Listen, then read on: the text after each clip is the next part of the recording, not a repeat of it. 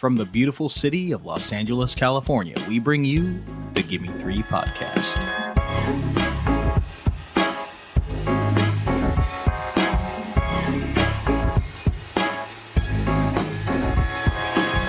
Hello and welcome, cinephiles, cinema lovers, and movie appreciators to the Gimme Three podcast. This is the podcast where we pick three films connected by one theme. I'm Nicholas Ibata. I'm joined as always by my excellent co-host, Bella F. Stratus. Bella, what's cooking today? Hello. Oh man, I'll be honest, I'm a little hungover today, but Holy I'm ready. Fuck, let's go. Hey, in honor of Michael Madsen, let's go. Pour one out, baby. Exactly. I'm ready to party. What'd you get into last night? You have a big party? Birthday party? Just a birthday party, yeah, for a friend. A night out, a lot of drinks. What is Bella F. Stratus's poison? The world wants to know. That's a great question. Right now, I love a mojito. Okay.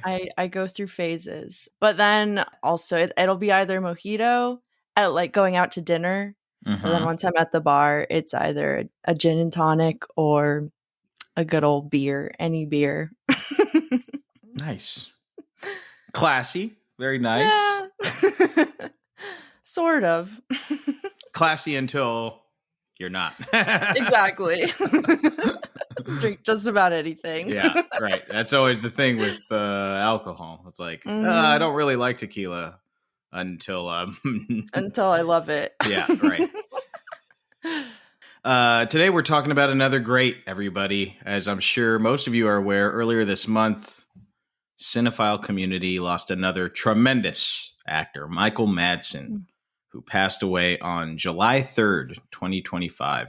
And I grew up, with Quentin Tarantino films on repeat. So Madsen, to me, was always just a humongous star in my eyes. He was the quintessential cool guy.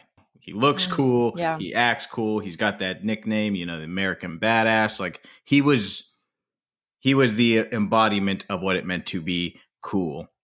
Much like I'm sure like younger people growing up like had other actors to look towards to that. But he was my cool guy growing up, being a big QT fan. I just loved watching him perform. He exudes this kind of like ultra male anti-hero. He's got kind of like like a Humphrey Bogart, James Cagney aura to him. Perhaps he's, from a different era. Mm-hmm. But with Madsen, there's always something a little bit more enigmatic about him than, say, Bogart or Cagney, in my opinion.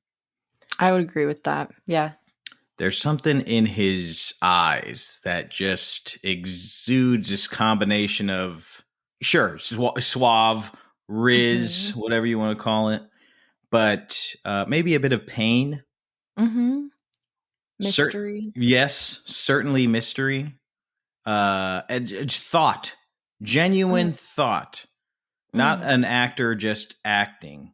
In short, I think there was just life. Life behind those eyes. And growing up watching him, whether it's a modern classic like Reservoir Dogs, which we're going to talk about today, or a straight-to-video action film, which I saw a few of those that he was in also. Madsen always delivered the goods and delivered the goods in a way that was totally unique to him. So, Bella, how familiar were you with Madsen's work, and any overall thoughts on? Yeah, great question. Not as familiar as I feel like I should have been. Like, obviously, I had seen him in Tarantino films, but I hadn't really explored his filmography outside of that. And I feel like we did a pretty good job of that with our lineup today. So I'm really excited. Yeah, we're going to talk about some well-known films and we're going to touch on a really lesser-known film, which even I had not heard of before we decided to do this episode. So should be a little bit of something for everybody here today. Before we dive into the films, all of which are 30 years or older, by the way. So you really have no excuse, but this is your official spoiler alert warning, as there will be spoilers for all of these films. But we are going to start with Reservoir Dogs from 1992, written and directed by Quentin Tarantino. That's how you say his name, right? Tarantino? I think so. QT's debut feature film. And it is quite the debut feature film. Yeah. We've got an LA crime boss, Joe Cabot, played by Lawrence Tierney, and his son. They have put together a dream team of thieves. The loot is diamonds, and lots of them. The team is a group of trusted criminals who can handle this stick up with the best of them. And we've got Vic Vega is a part of this team, who's played by our guy, Michael Madsen, who just got out of prison. He did 4 years for Joe, the crime boss. And to make it up to Vic, Joe and his son are putting Vic on this job that's going to have a very, very juicy take. We've got Larry, who's played by Harvey Keitel, one of Joe's old friends. He's a consummate professional, seemingly a pretty nice guy if it weren't for the fact that he was a career criminal. The rest of the guys, we don't even know their real names because it's a very secretive job. They don't want people knowing each other's names in case shit goes down. We got Mr. Pink, who's played brilliantly by Steve Buscemi. We've got Mr. Brown, who's played by Quentin Tarantino himself. We've got Mr. Blue, played by Eddie Bunker. And finally, we've got Mr. Orange, played by Tim Roth, who is the new guy. He's fresh to Joe's unit of thieves, and he's got secrets also. So we don't see the heist. This is a heist movie where we do not see the heist. What we see is the aftermath, and the aftermath is a fucking shit show. Mr. Orange has been shot in the gut, and he's losing just pounds of blood. Mr. White is freaking out. Mr. Pink is assured that there is a rat in the house. Mr. Blonde, a.k.a. Vic Vega, apparently went on a killing rampage in the store, shooting cops and innocent civilians. So now, post-heist, Brown and Blue are dead, Orange is dying, Blonde's a killer, Pink and White are manic, and there's a rat in the house. And this is in our introduction to Tarantino's intoxicating dialogue, his out-of-sequence narratives, his biting style that combines the best of American genre pictures and the French New Wave. These characters continue to boil to an explosive conclusion. What has gone from being an independent darling to a cult classic to just plain a classic. Reservoir Dogs. Bella, your thoughts, your feelings? What a banger. This was easy to love. It's funny. I thought I had seen this movie before, but I think this was the first time I'd seen it. Oh, wow. All of it. Because I think in college, I started watching it with some friends, but I had smoked a little bit too much weed. And after the bleeding out in the car scene, I had enough. I was like, I can't watch this. And that's the first scene, Bella. The first conversation, and then oh no, that's literally the first scene. And I was just like, this is a little too much. I truly believe this man is dying, and I don't feel good. And I think I just fell asleep after that because it was just too much for me to handle. So that I completely wrote off this film as this is too heavy for me. I can't do it. Right. So I'm so glad that I got to revisit it for this because, oh my God, this is such an incredible film. I mean, just gripping from beginning to end. I think it's just a masterpiece in dialogue as well, given there's very little action. Mm-hmm. Yeah, this is our introduction to Tarantino's style of dialogue and his approach to scene building, which, that opening scene, you really feel like you're at the breakfast table with these gangsters, and they're talking about Madonna, and they're talking about whether or not to tip, and they're talking about all this kind of stuff. And, seemingly it seems like they're talking about nothing, but what you're what he's doing is actually quite astutely and quite economically developing these characters and giving them all kind of like their voice and painting the picture of who these characters are and some of the tension that lies within them. Nobody writes dialogue like Tarantino. Many have tried. Many try to mimic it or replicate it, and it just is always comes off across as an attempt to rip off Tarantino. Yeah. But yeah, it was a fresh approach to dialogue. This was a fresh approach to a heist movie. And a fresh approach to American cinema. Of course, there's a lot of the structure elements that are inspired by foreign cinema. So like it's not completely original, but for the standard movie going audience in 1992, this was pretty goddamn groundbreaking. Oh my God. I can only imagine like seeing this in theaters when it first came out. Yeah. Yeah. I loved this movie growing up. I don't. That's insane. I know. You're insane. I know. And you know what's funny is like, I loved it so much. And my grandma used to be like, "Oh, you're sick. You are sick for watching this. You're a sick bastard." But every time she would just sit there and watch it with me. And like she loved it too. She would, every time I put it on, she'd be like, "Oh, you watched that movie? It's sick. That Tarantino, he's sick." And then she would just sit there and watch the whole thing. Oh, that's amazing. Yeah, I mean, I couldn't even handle this a few years ago. It was too much for me. I can't imagine growing up. Yeah. Since this is the Michael Madsen tribute episode, I do want to talk about Madsen in this movie. And I think Madsen in this movie is kind of like quintessential.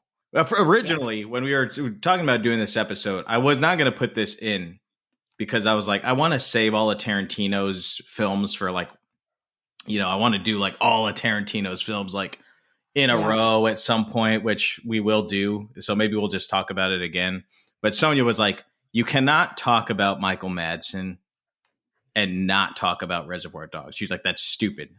She's right. I rebuke that. And she's right. She's right. She's right. My wife is always right.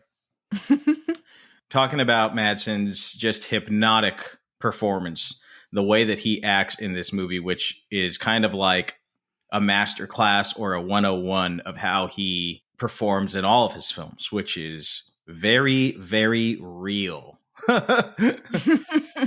Yes. And I'm not knocking what 95% of actors do, because there's obviously so many amazing actors that do this. And this is what like sometimes the classically trained actors are told to do. But sometimes characters are just like locked into each other's eyes, because sometimes in the way that you shoot a film is like you're shooting them close-ups, so it's like you want to see characters' eyes, you want to see them looking at each other. That's the moneymaker, as they call it, the face. But from my experience, that's not like how humans talk, right? Humans look away. The people look at the ground, they touch their face. Madsen plays with all of these things so beautifully and so naturally. And he's got like these little mannerisms. Like he fucks with his eyebrow, or like he'll say a line, then he'll like, as he's talking, he'll like turn his head away. It's probably a nightmare for a sound mixer, but but he does with all of these things that just make his add to that cool factor that I'm talking about, where it's just like he just like doesn't give a fuck. He's too cool for school. But B, it just makes him feel so natural. And I was listening to Quentin Tarantino talk about the editing of this film with the late great editor Sally Menke, who would edit his first 6 pictures. And what he said is he and Sally noticed all of these mannerisms that Madsen was doing. And what they did was they stripped all of those away. So they put together in the first cut, they just put Madsen's performance as kind of like base level, just delivering the lines as straight as they can be. And then once they got all that in, then they would start painting.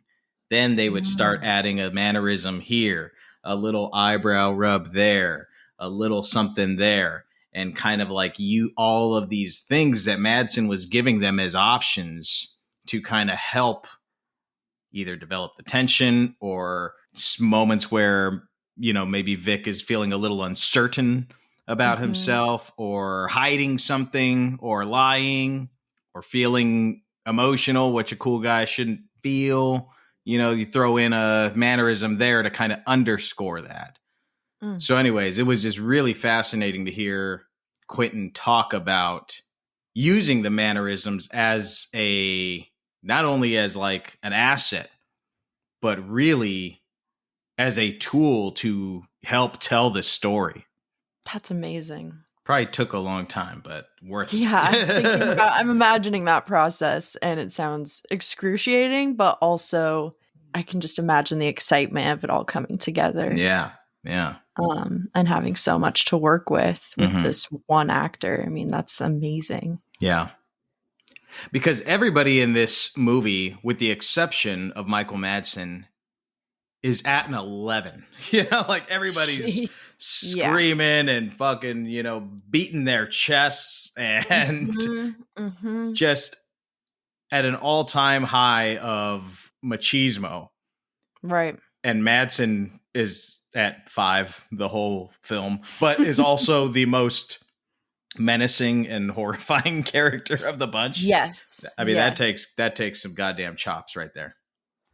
And I never thought about really until I guess in the way that you're describing it, I never thought about it as deeply about like being so real by not looking at people when you're talking. Cause that is so true. Like I just started thinking about like when I'm having a conversation with someone, I feel like I'm rarely making eye contact with them, to be honest.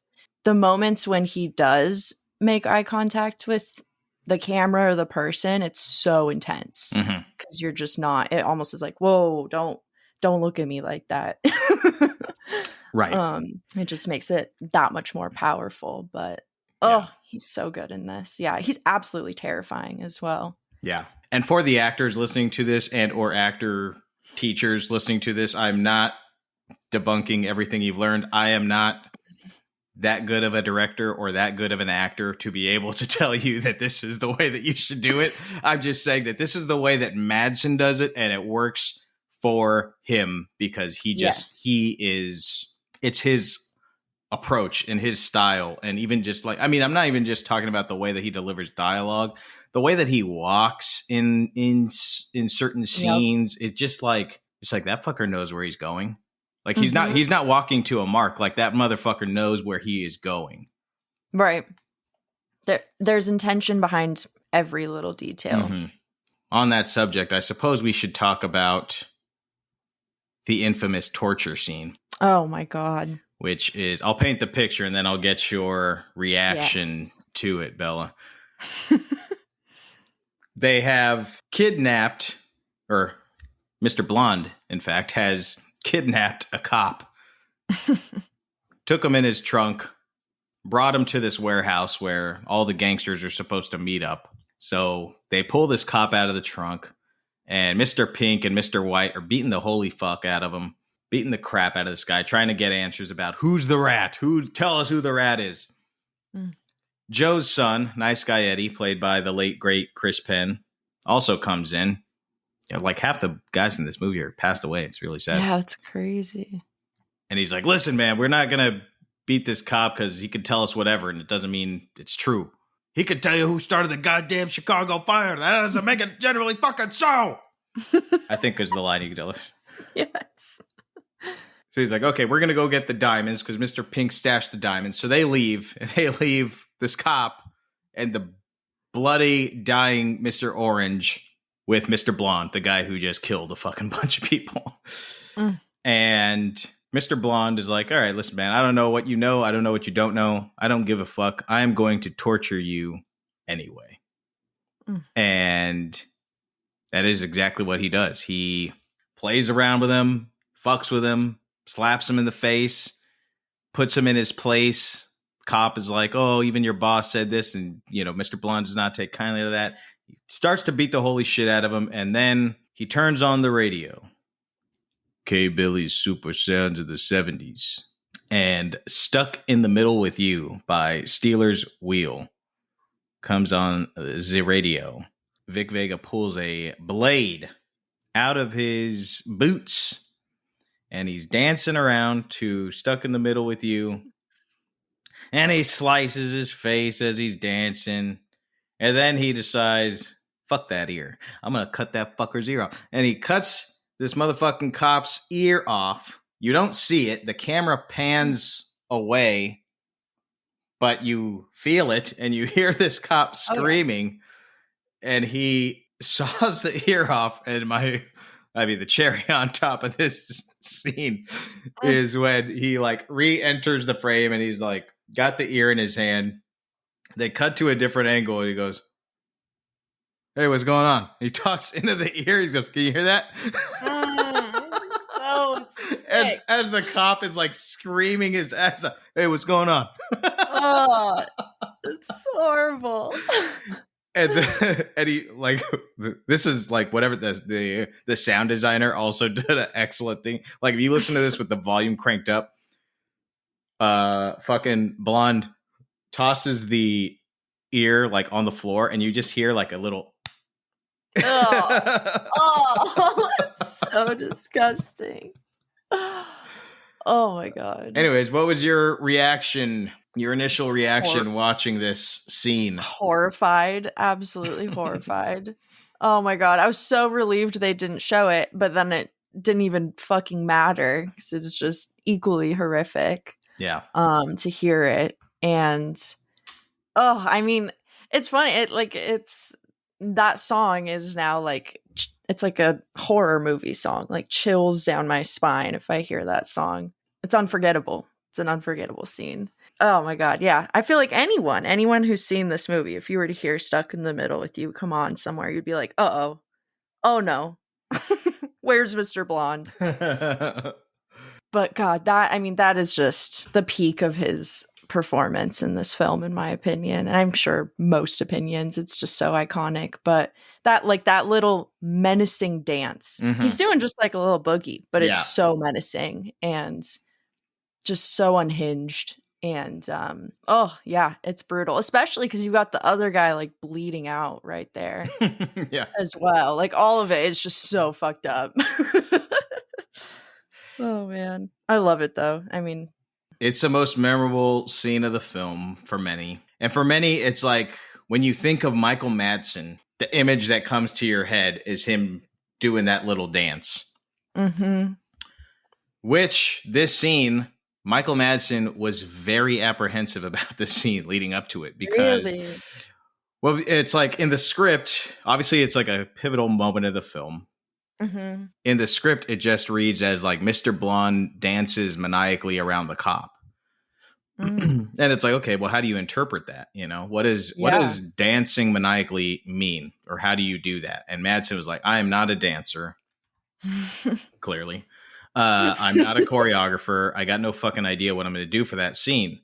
So they're rehearsing. This is before production started. And they rehearsed everything up to that dance, but not the dance, not the slicing and dicing of the face and the ear and all that jazz. Michael was like, I have to just be there for that. I have to feel it. So what we get on film in that scene is, I mean, and this is what I'm talking about earlier. It's just like, it is a total embodiment of that character. It is Madsen living it, breathing it. He's not acting. He's not even, you know, they always say acting is reacting. He's not even reacting. Yeah. He is Vic Vega.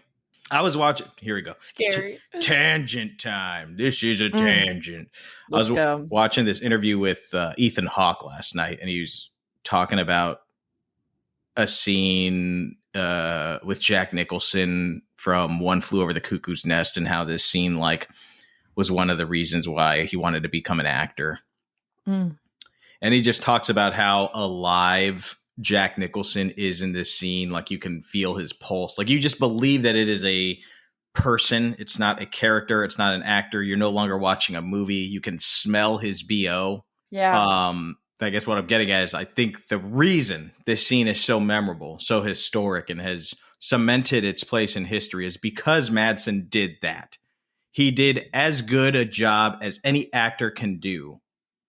He completely suspended any disbelief. You do not see the ear carve, as we talked about, but they made this scene so believable and so unnerving that Wes Craven, horror king Wes Craven, talks about how he had to walk out of the theater during this scene because it was too much for him. Wow. That's amazing. Mm-hmm. Hey, Incredible. I get it. Yeah. I get it. It is too much. I also want to shout out Kirk Baltz, who plays the cop, because obviously everybody talks about Madsen, and for great reason, but Kirk Baltz is amazing in that scene as well, and it takes two to tango. Oh, yeah. And, oh my God, I mean, imagine, I feel like a part of it had to be just like a real reaction, not knowing what he was going to do. You're just like, what are you doing, man? Stop it.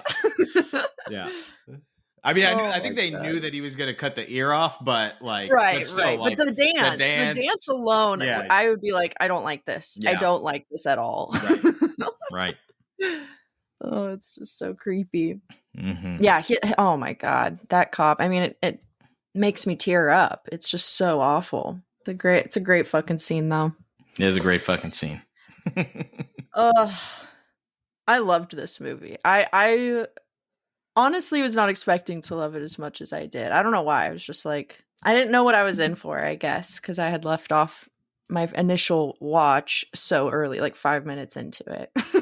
It's a lot of blood. It's a lot of blood in that opening scene. Like, you don't see a lot of violence in this, but just you see aftermath of it, and you hear about it.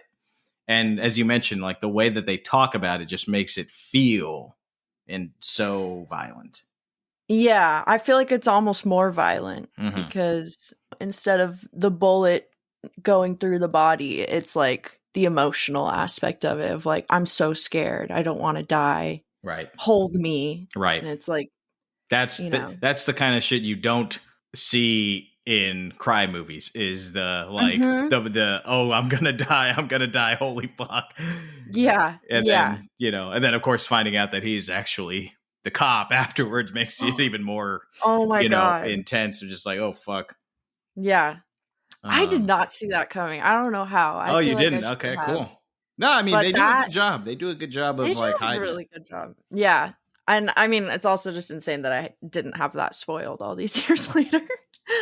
That got my heart pumping. I was like, oh shit, this is getting so serious.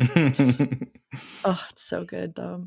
Tim Roth was lying on that floor for like the whole movie, like in the warehouse with all this blood around him. I read somewhere that a few times he would get stuck to the ground because, like, I don't know, for listeners who have worked with like fake blood before, it's very sticky. Some of the stuff that they use, especially this stuff that's so vibrantly red, a lot of times the stuff gets really sticky, and then he's like under these hot lice. So fucking Tim Roth would literally be stuck to the ground. They'd have to like rip him off the ground. Oh my God. That's insane. While we're on the subject, I have here 3 pieces of trivia for Reservoir Dogs. I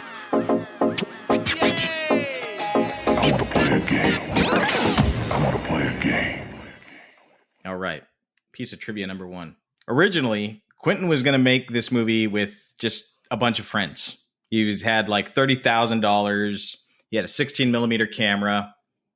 One of those friends was Lawrence Bender, who I mentioned in our last episode, a man I used to work with, his producing partner, or work for. I would say work with, worked for. Bender was going to play Nice Guy Eddie. And, oh, wow. Yeah. But Tarantino received an answer phone message. You have no idea what that is, do you, Bella? Never heard of it. From Harvey Keitel, asking if not only could he be in the film, but could he help produce it. Oh, wow. Keitel had gotten involved via the wife of Bender's acting class teacher, who managed to get a copy of the script to him. Keitel's involvement helped raise the budget to $1.5 million. Quite the leap from $30,000. Holy shit. That's amazing. So yeah, Harvey Keitel, a huge reason why this movie is what it is today.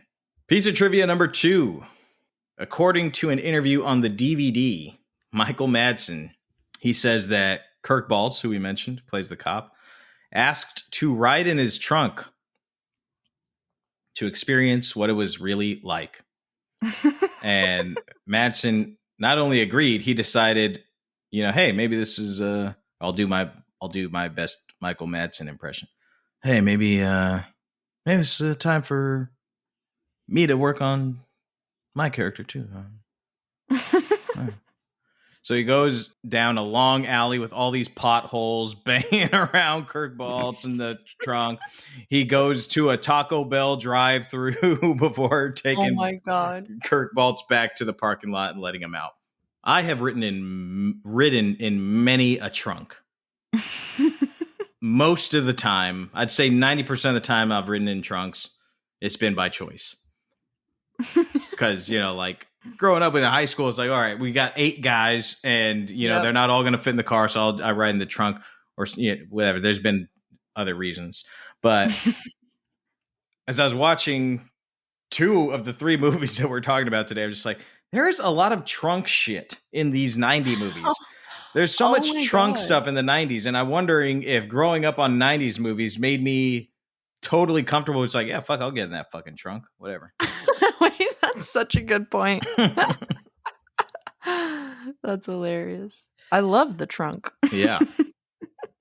I got no qualms with it. It was always peaceful in there, Mm-hmm. I'll say this. I'd rather be riding in a trunk than have my nuts be fucking rubbing together, making a goddamn fire with like 5 other dudes in a back seat. That was always my... Yeah, that's the worst spot to be in. Mm-hmm.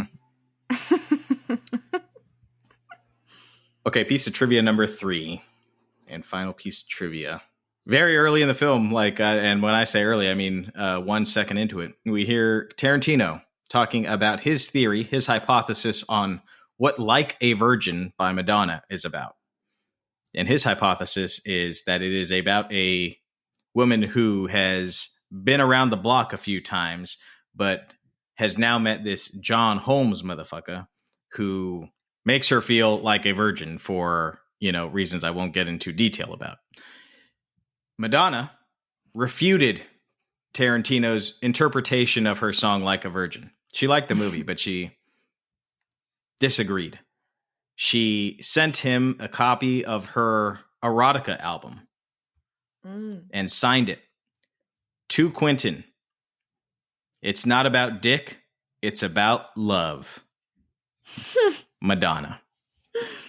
Oh my God, I love it. There you have it. 3 pieces of trivia for Reservoir Dogs. It's an incredible picture. It is a formative movie for old Nicky Barra, which says a lot. I love that. It's called Reservoir Dogs. For some reason, it's playing on Paramount Plus, even though it's not a Paramount joint, but you can find it there.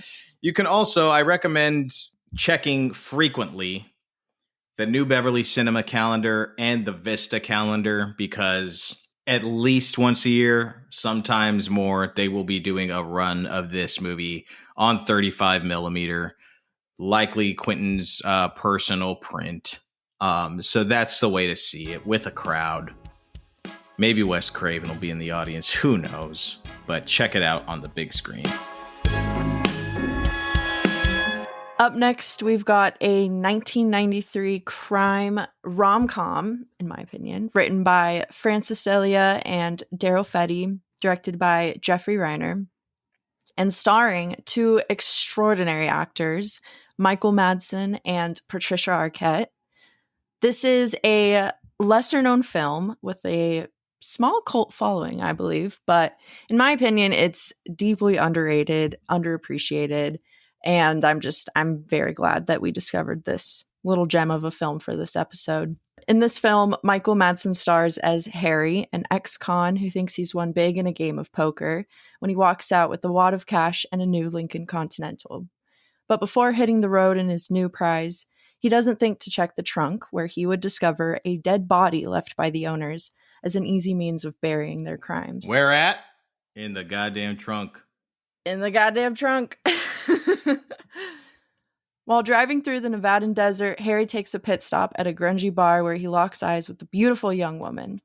Little does he know, just moments ago, this woman, disguised as a stripper, attempted to poison a mafia kingpin that her grandmother intends to do business with, even after he murdered her own father. Mm-hmm. Unfortunately, her plot is foiled by a mix-up with the drinks, and she's essentially kidnapped by her older brother and his imbecile crew sent by her grandmother as punishment for intervening in their plans.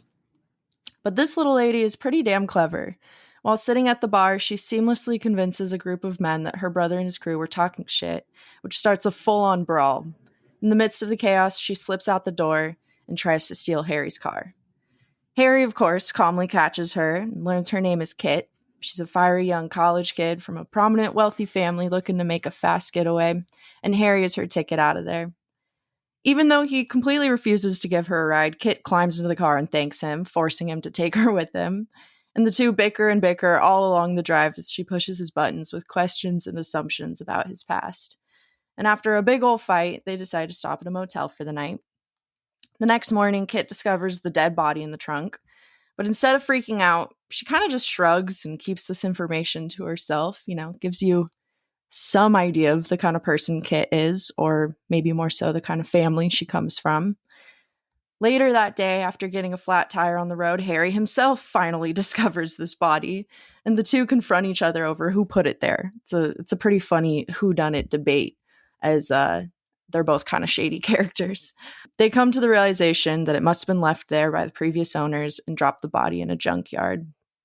But when the men who stashed the body come looking for it, searching for a key hidden in the dead man's jacket, and the mafia shows up hunting down Kit, things spiral out pretty quickly.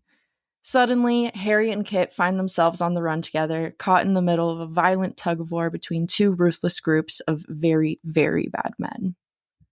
I'm really excited to hear what you thought of this movie. Am I crazy for loving it? No, I would say you're crazy for loving it. I mean, it's very, it's endearing. I enjoyed it. I enjoyed it considerably. I think for two main reasons: Michael Madsen and Patricia Arquette. Exactly. Yeah. They're both so lovely and so young in this, and you get the sense they're both just really having a blast doing what they're doing. Yeah, I enjoyed it. You loved it, though. I loved it. I mean, okay, it's not like my favorite movie ever, but it really it took me by surprise. I kind of prepared myself to hate this. I watched this one with Jonathan, and right as the opening credits played, it's like the right, and I was like, oh, I turned to him and I was like, oh, it's that type of movie, and he said, you just bought it for $1. That's fair. So I immediately judged it. I assumed it was going to be like a run-of-the-mill shitty 90s erotic action thriller, like ex-con gets set up, falls in love with the stripper, they have to go on the run together, like tropey tough guy and bimbo dynamic that we see a lot of times in those movies. I mean, it kind of is all of those. It kind of is, but at the same time, I feel like it kind of flipped the script. Like, it does, yeah. Patricia Arquette as Kit is the actual like raging, trigger-happy, revenge-seeking lunatic that, I mean, Harry's got his own shit going on, but she drags him into like even deeper shit with her own stuff going on. And he's kind of just, as always, the nonchalant, kind of devoted little bimbo and chauffeur, in my opinion. Like, I mean, she's just, Patricia is just running the motherfucking show in this movie, but he is by her side through all of it, which is great. So it's not like either one is overpowering the other. I think they're a fantastic pairing because his mellow complements her crazy. You know what I mean? Right. But yeah, I thought watching these two kind of go toe to toe with each other throughout this whole film is honestly a gift to society. And we get a lot of it because like one of my favorite aspects of it is kind of a genre blend. It's like some rom-com moments and the crime thriller, the action movie, but it's also, in my opinion, a great road trip movie. Like there are so many moments of these two just talking in the car together. And those were honestly some of my favorite scenes, like just talking about themselves, talking about their past lives, or getting into intense debates about men and women, morality, their hopes and their dreams. I thought it was a lot of fun, and Madsen and Arquette really sell the hell out of it, in my opinion. Yeah, they're terrific. Really loved both of their performances, especially Patricia's. This movie is very under the radar, pretty much forgotten. Yeah. I picked it because it was Madsen in a starring role as a romantic lead in his prime, which is rare. He's so often the supporting character. Right. But I asked so many of my film friends, most had never even heard of it, let alone seen it. Like, nobody I know has seen this movie. Yeah. And I think I'd go as far as to say, I know what a huge reason why is. When did this movie come out? 1993? 93. You know what else came out in 1993? True Romance. Have you seen True Romance, Bella? It's on. I actually haven't yet. Don't kill me, guys. But Okay, so I know it's on my list. True Romance is trouble bound, but with respect to everybody who worked on this movie, but a bajillion times better. Okay. It is another troubled lovers, crime, romance, road picture, also starring Patricia Arquette. No way. Yeah, she is the star of that movie. There's a lot of similarities, not just with the plot, but with like the character motivations. Main characters in both films being like kind of disregarded, not respected at all. Chips on their shoulders and dreams in their hearts. Yes. So there's a lot of similarities between this and True Romance, but True Romance is written by Quentin Tarantino and directed by Tony Scott. I mean, yeah, you can't beat that. Yeah. But I still really enjoyed this movie. And if you are, I mean, I'll tell you, I could not find nothing about this movie as far as like history, stories about the making of it, when it was filmed. I actually wanted to look up when this movie was filmed because to me, clearly it was filmed before True Romance because Patricia Arquette just looks so much younger, even though they came out the same year. So young. Yeah. And Michael Madsen even looks younger than he does in Reservoir Dogs. I had the same exact thought. I was so confused. So I really wanted to look up like when did they shoot this movie? Yeah. But anyways, I could not find nothing about it. When it was filmed, couldn't find. So this is really the definition of a hidden gem. So if you are a Michael Madsen fan, if you're a Patricia Arquette fan, or a fan of like 90s crime comedies, check it out because it's also one of those movies that sadly could just disappear. One day they could just like take it off of Amazon and who knows if it'll ever see the light of day again. But I think it is worth watching for Michael Madsen and Patricia Arquette alone. They are just delightful. I will say I found the VHS, on eBay and stuff. I didn't buy it, but the VHS cover fucking kicks ass. It's like Madsen leaning up against the Lincoln Continental, like leaning up against the side of it. And Patricia Arquette is sitting on the hood of the car and they both look so cool. They just look like movie stars. And I was like, God damn. If I saw that in the video store, like, walking through in 1993, I'd be like, I'm picking that guy up. Yeah, seriously. Yeah, I mean they carry the movie. The plot itself is not the most groundbreaking. It's not the thing that made me fall in love with it. It really is these two. And I love the setting as well. It kind of reminded me of like Thelma and Louise. Yeah, just that desert, cat and mouse kind of game. One scene I love, or that I'm like particularly enthralled with Madsen's performance, is he's talking to what is a hallucination of the dead guy that they've been carrying around. Gordo is the character's name. Right. And the dead hallucination of Gordo is like, basically, at this point of the film, this is like the break into Act 3. They've taken Kit away. Her brother's taken her back. And he is basically home free. He's like, okay, I don't have her chained to me anymore. Like, if I wanted to, I could just go away. But Gordo's like, bro, what are you doing, man? You're going to get money. You're going to get this money when you got this girl. You love this woman. Like, you cannot do this. Last night was not just a fling. And Madsen's like, yeah, you're right. You know, I just love Madsen's approach to this scene because it's his approach to a lot of his scenes, but it's what makes the scenes so uniquely Michael Madsen, because so many actors would play that as like a what, but you're dead, you know. But he's not. That's so true. He's not talking to a dead guy. He's talking to himself, you know. And Madsen and the director have enough respect for his character and the screenplay to let the dialogue play out in a way that makes sense for this character, which ultimately what you get is like this sweet scene where it's a scene that actually gives you the theme, what this movie is about. It's like, you want to get out of this life of crime and hustle. You want to get out of this like go, go, go mentality. What do you need, bro? You need love. And it's right there for you. You have this person, go get her. Otherwise you're going to end up dead like me. Right. And I just thought it was a really creative way to approach that break into Act 3. And it was Madsen, and Madsen plays it so perfectly. But it was that scene where, you know, I was like, kind of like, yeah, I'm enjoying it enough. Michael Madsen's great. Patricia Arquette is great. But that scene where I was like, all right, I like that. I really like what they did there. I'm in. Mm-hmm. I'm in on this movie. Go get your girl. Go get your girl. Yeah. Oh, that's a great scene. Mm-hmm. Yeah. One of my favorites in terms of his performance was the big poker game that's set up. Yeah. And they have the camera like rotating in the center of it.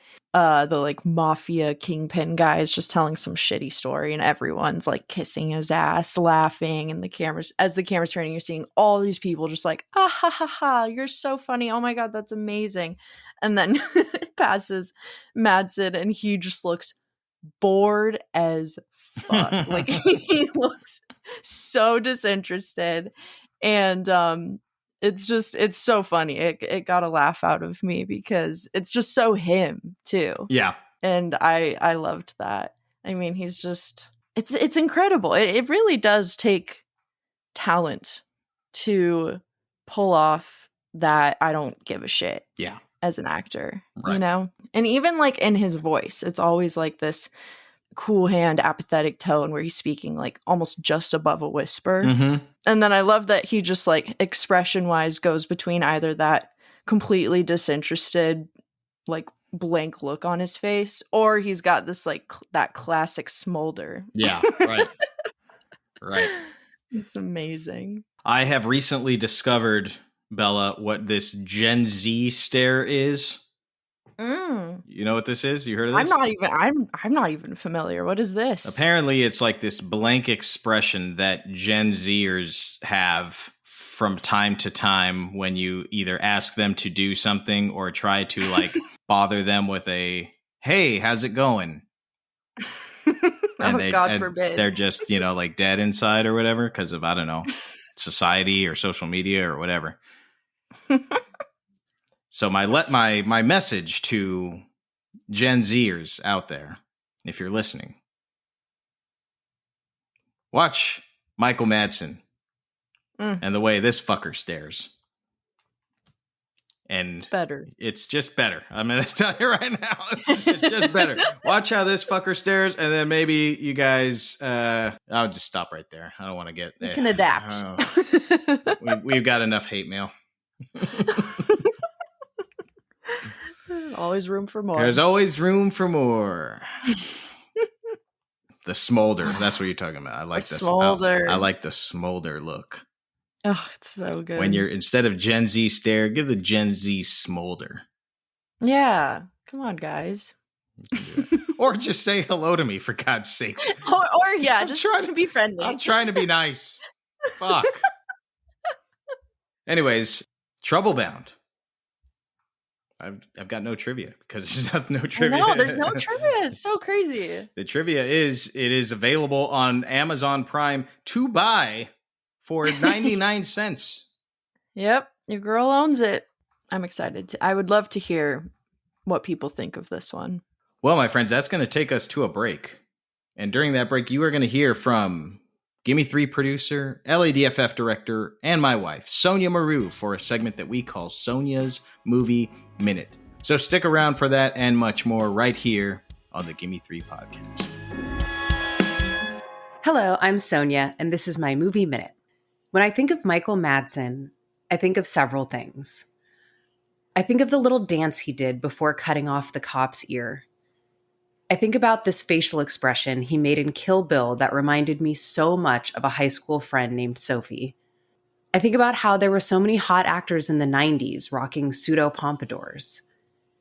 I think of his sister, Virginia Madsen, and how much I love her in Sideways. And I think about the time I took a hike with his ex-wife. It was a beautiful Los Angeles day, and I was hiking Fryman Canyon in the valley. I had headphones in, because I always do when I hike. That didn't stop this woman from starting to walk next to me and talk to me. I took off my headphones and chatted back, but was also trying to give plenty of cues that I was planning to do this hike solo and wasn't really in the mood to strike up a conversation with a stranger. But she kept talking, and I ended up walking with her for about an hour. She spent most of that hour telling me about all the issues she was having with her ex-husband. She didn't paint him in the best light, although it seemed like she did still also care about him. I pretty much didn't give a shit about anything she was saying because, again, this was a stranger that I never even exchanged names with. But then, towards the end of our walk, she subtly works in, "Oh, by the way, my ex-husband is the actor, Michael Madsen." Of course, now I was very interested in all the drama. My ears perked up, and I tried to recall everything she'd just told me. I guess thankfully, I don't remember anything we talked about, and I never asked her name. Since he has several ex-wives, she could have been any of them. It was just a fun, classic Hollywood type of experience, and the closest I ever came to meeting Michael Madsen, who I adored so much in Reservoir Dogs that I even own a Mr. Blonde action figure. I hope he's at peace, and I hope that despite the dramas, he left the world in the good graces of all of his exes.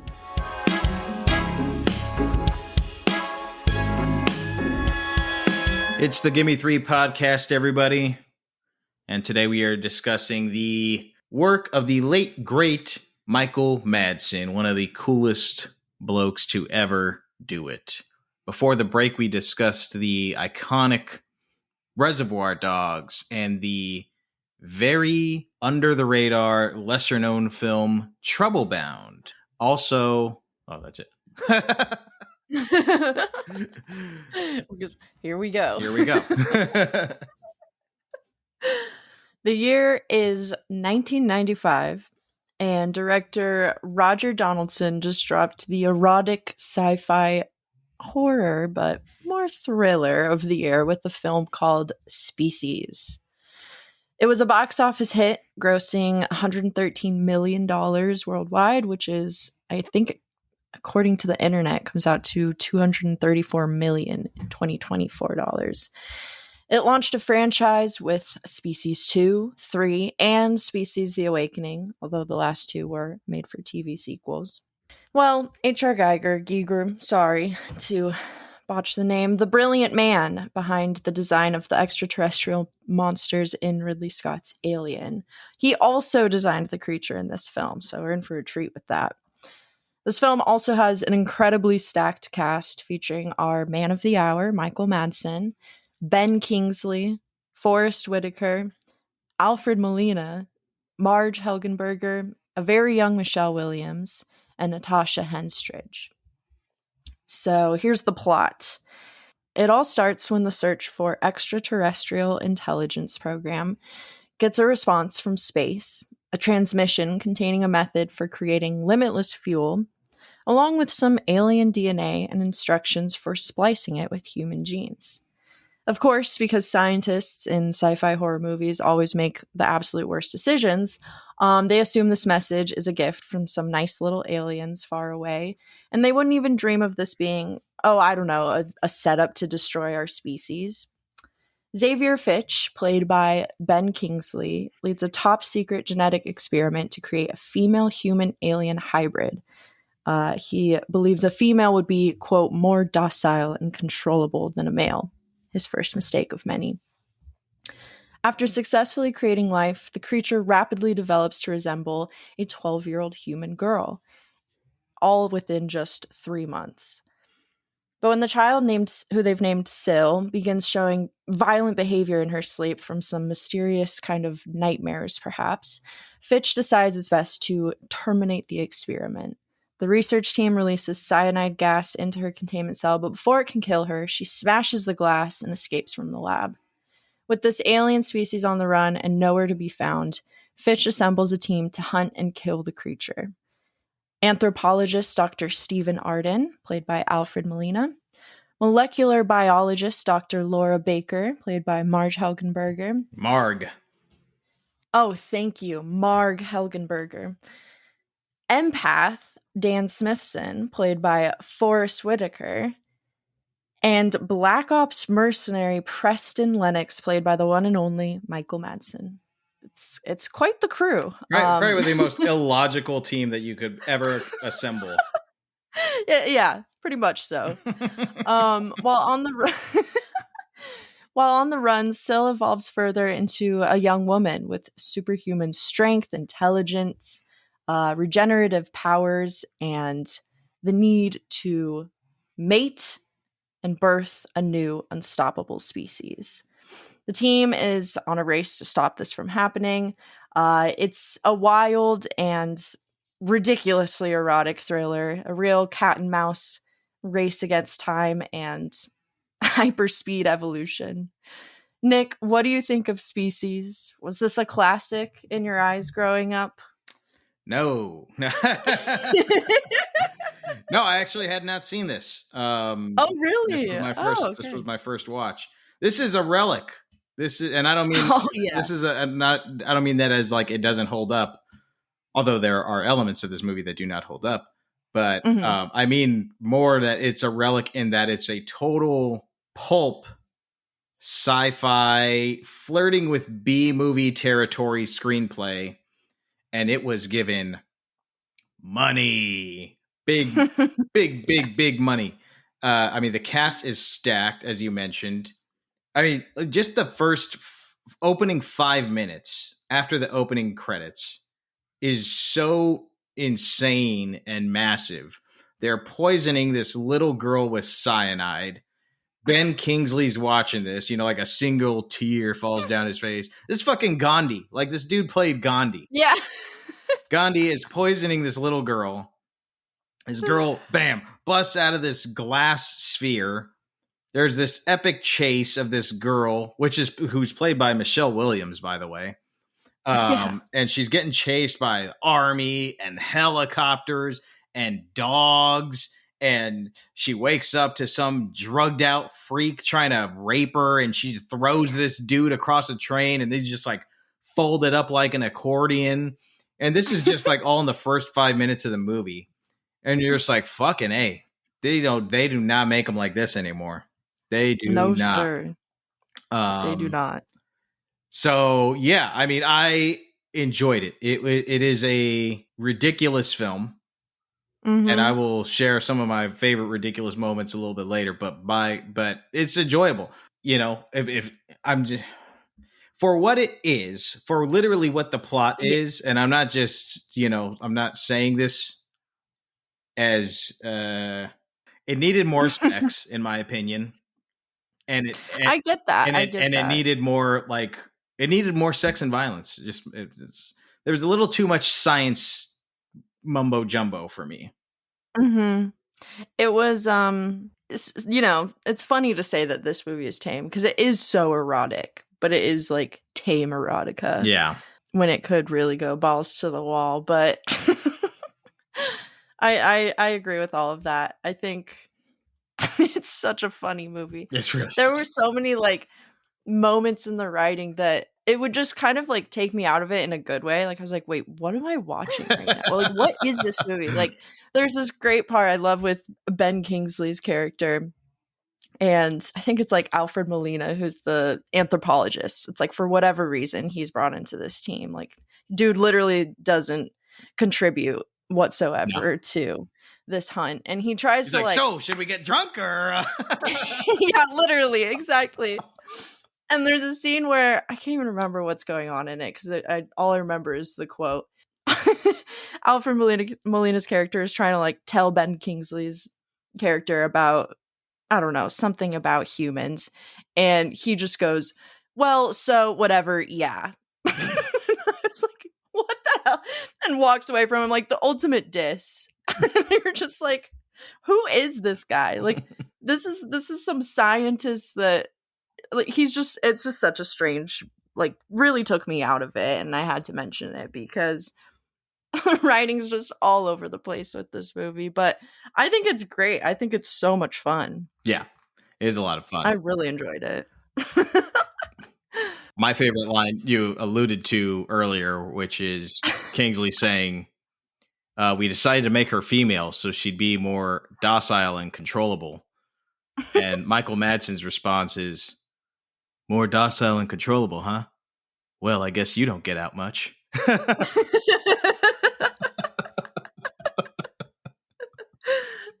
it's so good.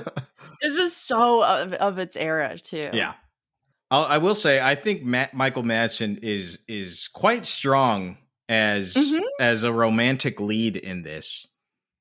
I think him and Marg Helgenberger have great chemistry, and ultimately, I think the film could have used with a little bit more of them and their dynamic. It's hard to say because the script probably needed another pass or two. Because for me, like, the second act drags.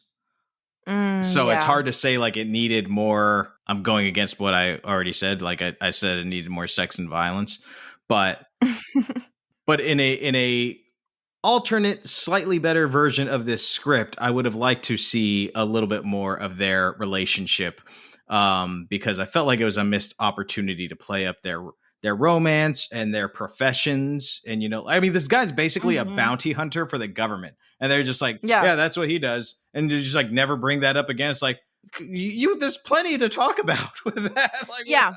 Oh, fully. We're talking about science. Why don't we talk about this guy? Who have you killed for the government? Let's talk about that. Yeah. He's a hunter for the government. Right. So there's that. But, you know, and kind of like the last film, they have like this mutual respect for each other, these two. And I like that in this kind of like in their romance dynamic.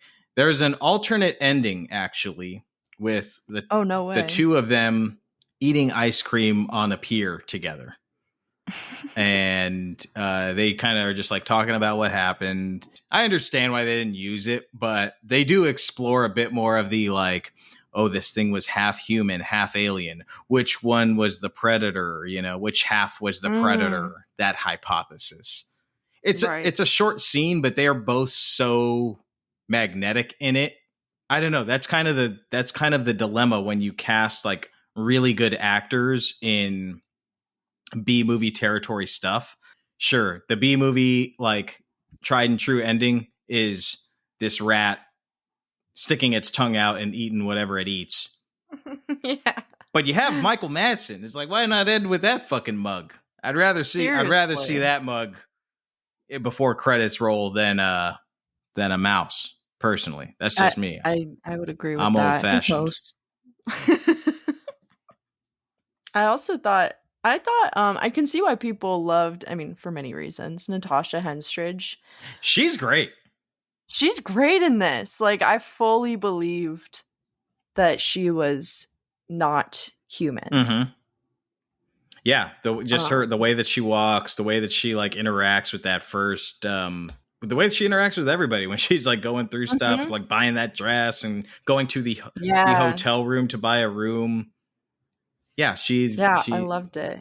She's like fully mimicking humans. Like everything just feels so foreign in her body and everything. You can sense that so easily. Yeah, and like the development of her character and like, you know, what she actually is not really dense or like fully fleshed out. So it makes her performance even more impressive because it's like, don't really know what the fuck you are or why you are the way you are, but you're making me believe whatever it is I'm supposed to believe. Yes, 100%. Yeah, I mean, I had a great time watching this, and It's fun. and It's fun. It's one of those ones also where, like, if I do see it pop up on the big screen, I will absolutely go see it with an audience because it it was fun watching it at home, but this is one that like needs to be, I think, seen on the big screen. I totally agree. Oh my god, like Forrest Whitaker's character Dan the empath killed me in this because he started out as the least convincing or intuitive empath of all time. Like, it's like, when we're first introduced to him, they're in the lab and he's looking at the footage of the young girl, Michelle Williams' alien, and she's like looking at the camera all sad in her cell, her prison, and he's like, she didn't like being locked up. Wow, yes, I would imagine that's true. Or like my favorite was when, which was also some great practical effects, the Chrysalis massacre on the train.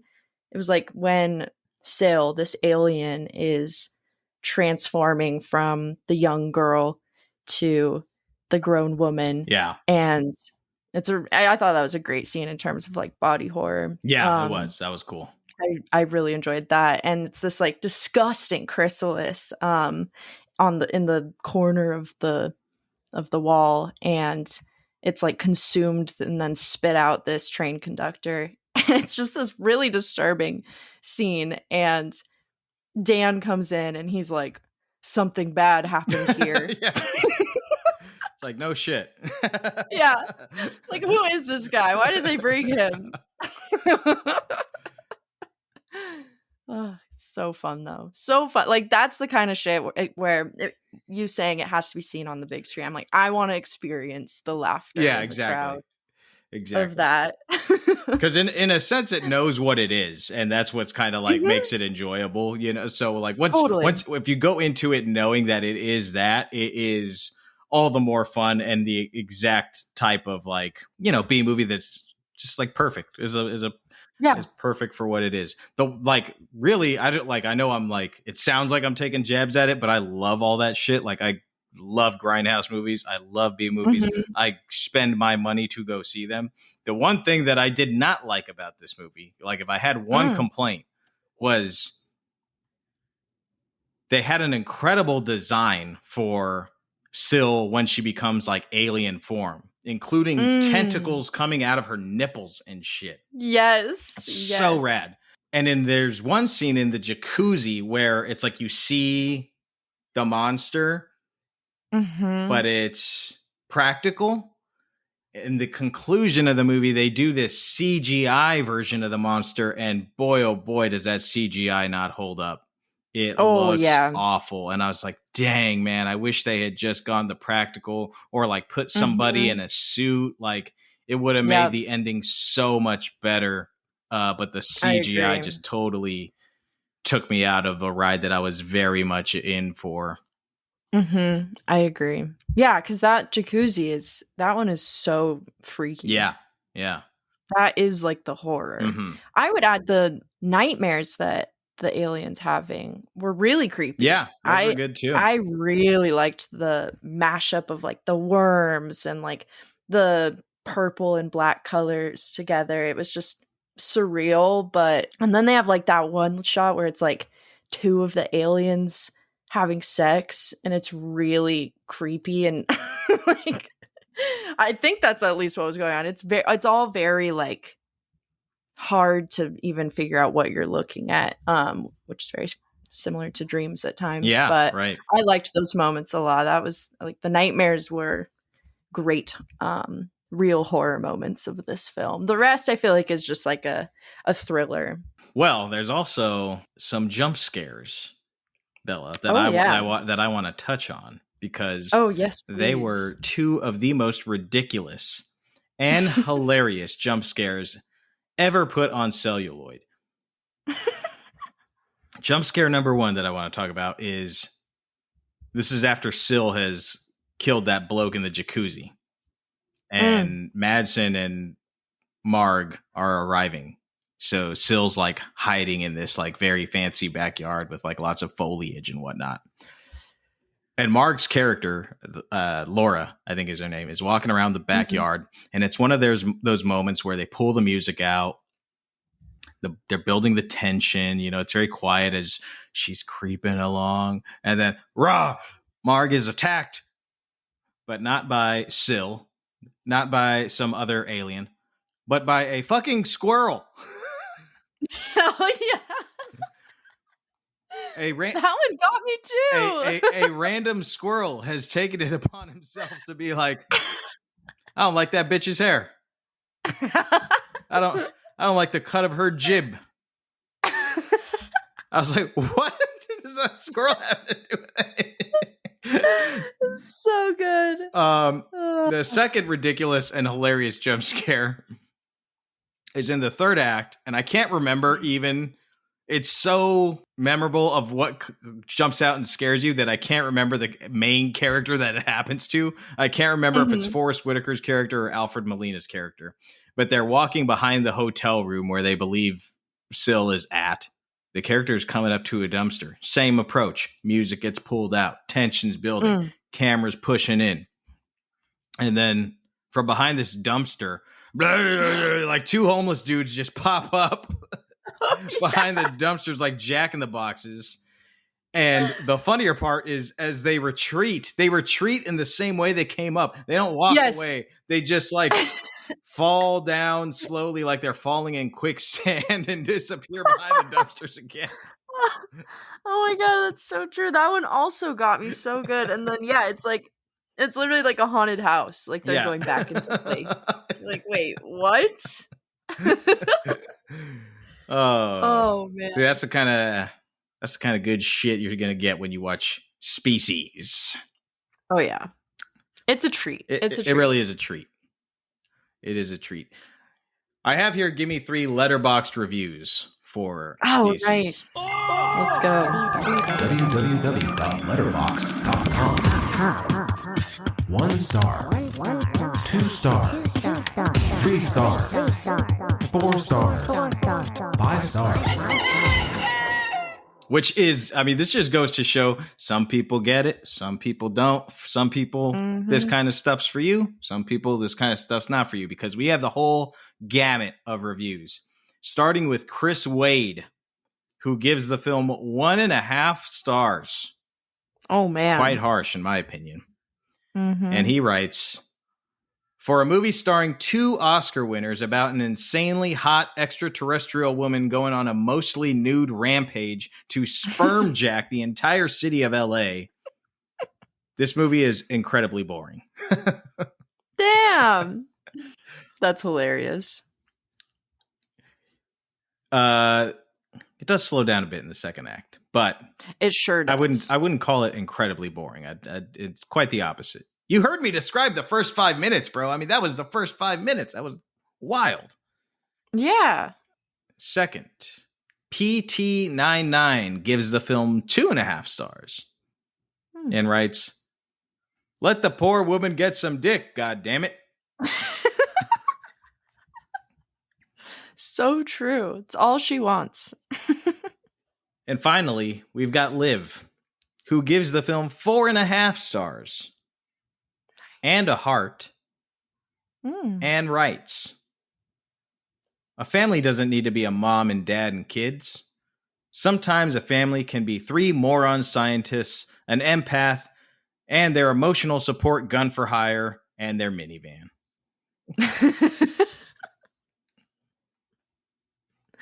I love it. It is very Scooby-Doo. Totally. There's literally a scene where they're like, get in the van. Yeah. Oh, that's great. Those are fantastic letterboxd reviews. Well, I mentioned I would like to see this on the big screen. Well, guess what, everybody? You can see it on the big screen if you live in the Los Angeles area, because on Saturday, August 2nd, midnight screening, that's Saturday going into Sunday, you can see Species at the New Beverly Cinema. And I recommend that you do. That's going to be a great popping crowd for that. Also, at the New Beverly Cinema, they are doing some Michael Madsen tributes in the month of August. Friday, August 1st, Saturday, August 2nd, Sunday, August 3rd. Michael Madsen is in Donnie Brasco. Check that out. It's playing 3 nights at the New Beverly on 35mm film. Saturday, August 2nd, and Sunday, August 3rd, Michael Madsen is in Free Willy. Check that out. It's on the big screen. Check it out, man. And the movie that we started with today, Friday, August 1st, Friday, August 8th, Friday, August 15th, Friday, August 22nd, and Friday, August 29th.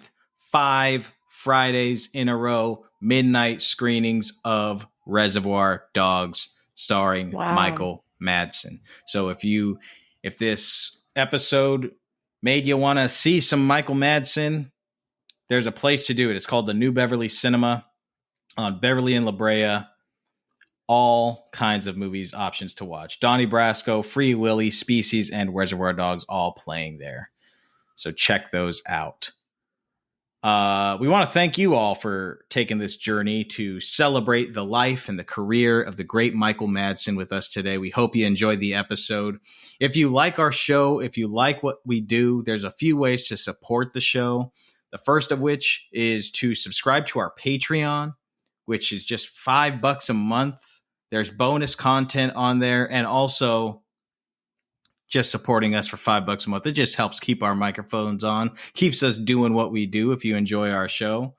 Another easy way to support the show is to subscribe and to download our episodes. It's easy to just set our show to automatic download, so that way each episode gets downloaded automatically. And if you're ever on a plane or without Wi-Fi, you can still enjoy your Gimme Three podcast without being beholden to that damn Wi-Fi, you know. And if you like our show, you can follow us on Gimme Three Podcast. That's GIMME, spell out 3 podcast. You can drop into our DMs, tell us what you want to hear, give some theme recommendations. We also do polls on there from time to time, so check those out. Another way to get a hold of us is to send us a text message. In our episode description, there's a link that says, send us a text message. You click that link and you can send us a message. It goes directly into our inbox.